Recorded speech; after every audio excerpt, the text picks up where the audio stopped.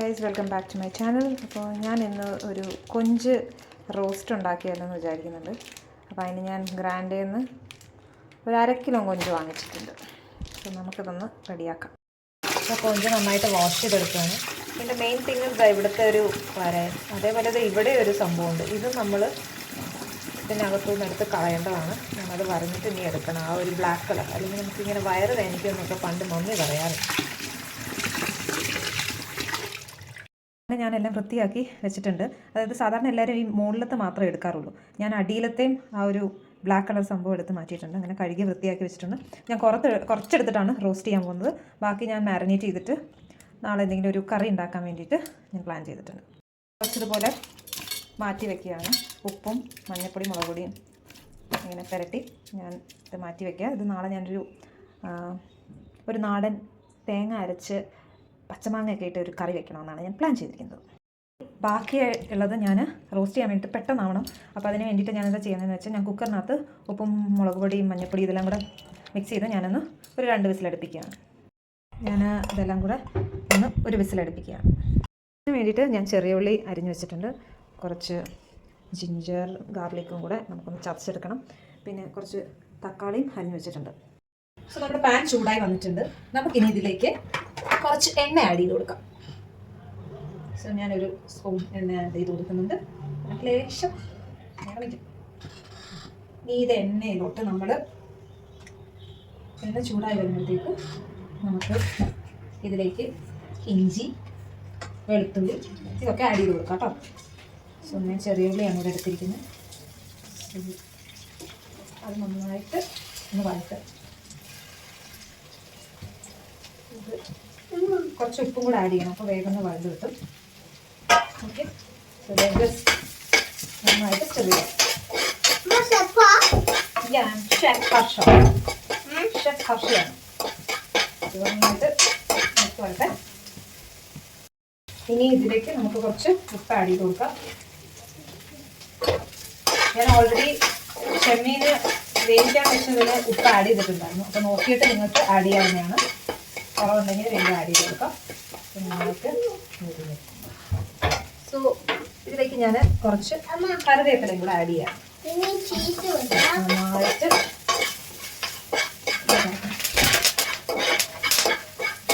then I'm gonna add chili. അത് നന്നായിട്ട് വഴറ്റാം. ഇതൊക്കെ ഒന്ന് മൂത്ത് വരുമ്പോഴത്തേക്ക് നമുക്ക് പൊടികൾ ആഡ് ചെയ്യാവുന്നതാണ്. സിമ്പിൾ നോർമൽ പൊടി, അതായത് മഞ്ഞൾപ്പൊടി, മുളക് പൊടി, കാശ്മീരി മുളക് പൊടി, മല്ലിപ്പൊടി, പിന്നെ അത് കഴിഞ്ഞിട്ട് ഗരം മസാല ആഡ് ചെയ്യാം കുറച്ച്. എന്നിട്ട് നമുക്ക് ലാസ്റ്റ് ഈ തക്കാളി ആഡ് ചെയ്യാവുന്നതാണ്.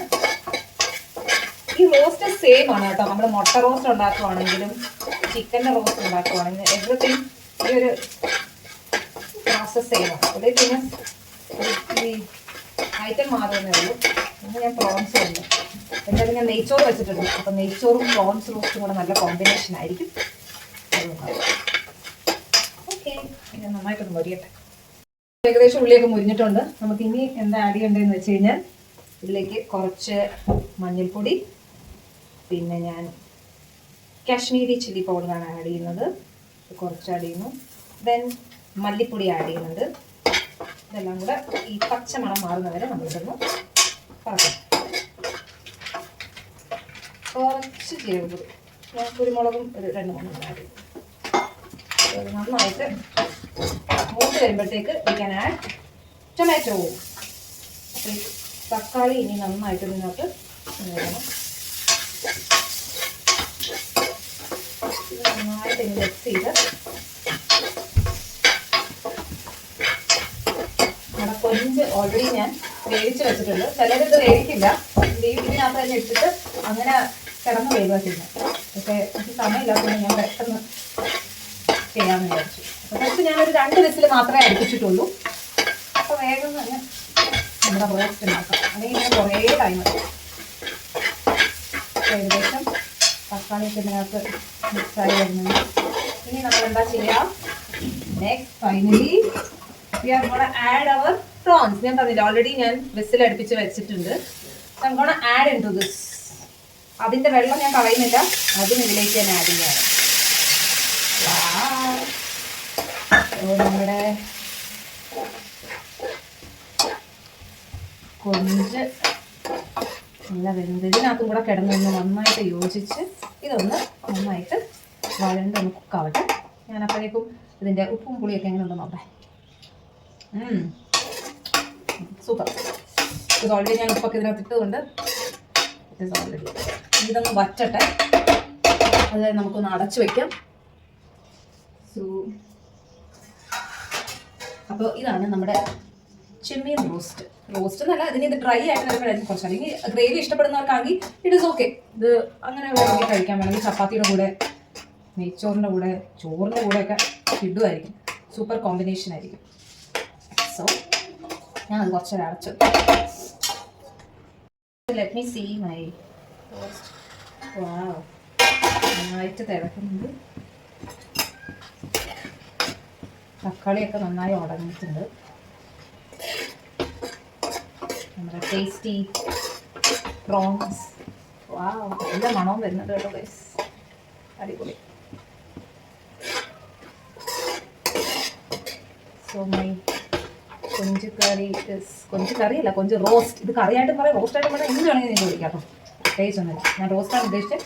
ബട്ട് കുറച്ച് ഗ്രേവി പോലെ ഇരുന്നാലും ഇറ്റ് ഇസ് ഗുഡ്. ഈവനിങ് നമുക്ക് ചപ്പാത്തിയുടെ കൂടെ ഒക്കെ കഴിക്കാൻ സൂപ്പറായിരിക്കും. കൊഞ്ചാർക്കും ഇഷ്ടപ്പെടാത്തവരില്ല അല്ലേ. നമ്മുടെ ചെമ്മീൻ ഇത് റെഡി ആയിട്ടുണ്ട് ഗൈസ്. നോക്കൂ, സൂപ്പർന്നാ.